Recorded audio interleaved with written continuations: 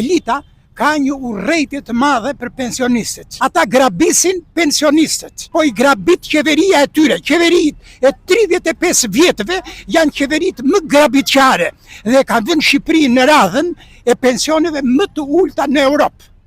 Pra është turpi madh i këtyre udhëheqësve tanë, të majtë të djathtë, kriminela, grabitës së pensionistëve. Unë kam dëgjuar vetë ministra, që sot është në Burg ai ministri, që thoshte, duhet ulim pensionet, thoshte, me paturpsinë më të madhe. Si mund të ulish pensioni? Pensioni duhet që të bëhet, do me thënë, kompensimi i inflacionit. Asgjë, ne nuk duam na japin bonuse. Bonusi është mëshirë, s'duam mëshirë, duam vetëm të drejtë, të llogaritet në mënyrë korrekte pensioni në bazë të inflacionit. Mashtruese, kriminale.